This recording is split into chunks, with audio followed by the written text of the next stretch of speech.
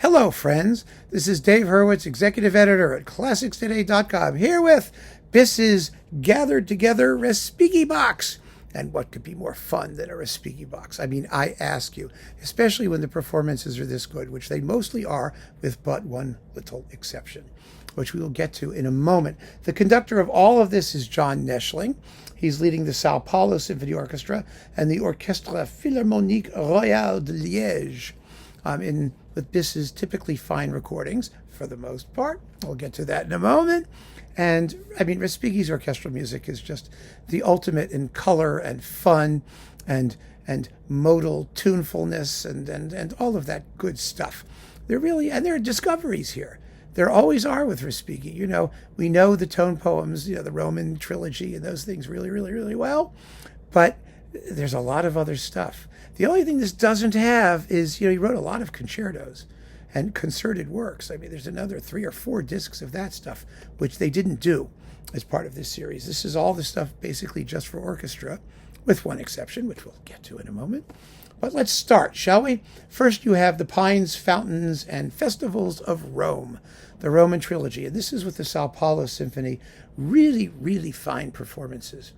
Very naturally recorded in a big space with the mics up there and the orchestra just going nuts. And if you have good sound system and speakers, I mean, it's really, really impressive. Very impressive. And it just, there's been a lot of good recordings of the Respighi tone poems lately. I mean, Joanne Falletta did a really good series of them on Naxos. It's been nice. Nice that these pieces are getting recorded. Nice that they're getting attention. And for the most part, they deserve the attention, and they've been really, really very good, except for John Wilson and Chandos, which is, all the British people are raving about. Puh. So there. All right, that's disc 1. Disc 2, the Brazilian Impressions and the ballet La Boutique Fantasque, both delicious. La Boutique Fantasque, let's call it that, is based on music by Rossini, his Sins of Old Age, and the Brazilian Impressions is based on music from Brazil and the Dies Irae, and it's delightful. They're lovely performances.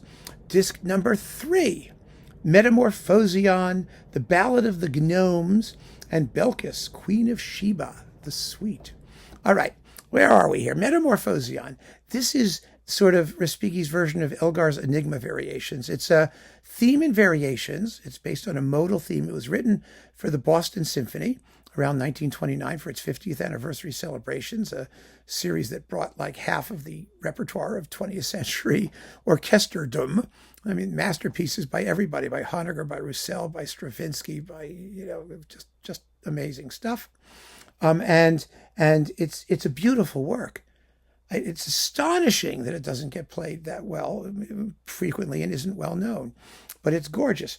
Then we've got the Ballad of the Gnomes, which is a really strange symphonic poem with the head gnome who gets his head chopped off with a wonderful scream in the orchestra when it happens.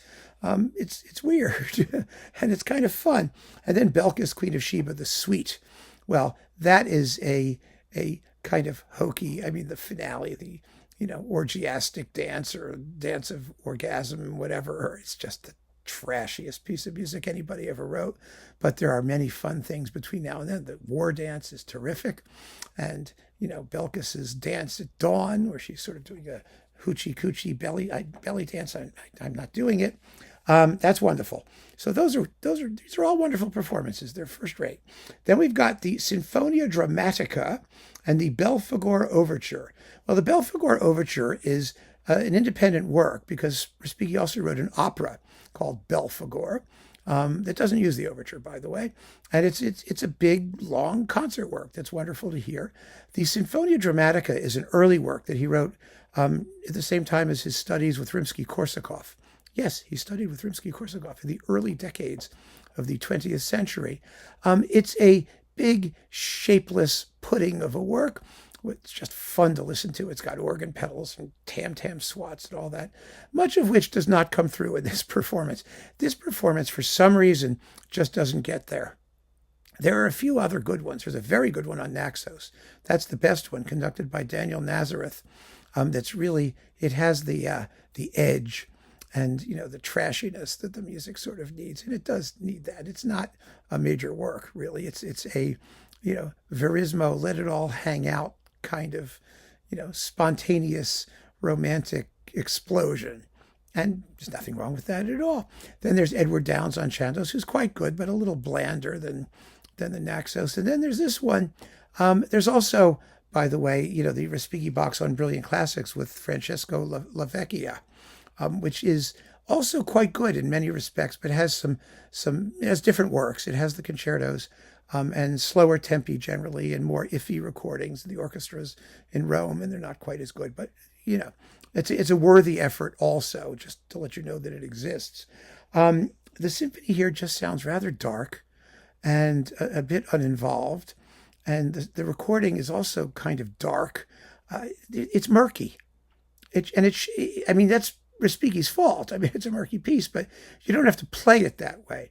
It's the only thing here that I was disappointed with. It really is, because after that, things perk up considerably. You get the 3 Botticelli pictures, which I just adore, which are fabulous, and Il Tramonto. That's the other thing that's not purely orchestral. It's a song. It's a tone poem with voice for soprano and strings, sung very well by Anna Caterina Antonacci. And then the church windows, which I love. Church windows are crazy. There is, of course, the reference recording by Eugene Ormandy and the Philadelphia Orchestra, which is marvelous, but this is very, very good too. And those organ pedals at the end, get ready. It's going to shake your house to the rafters. Trust me.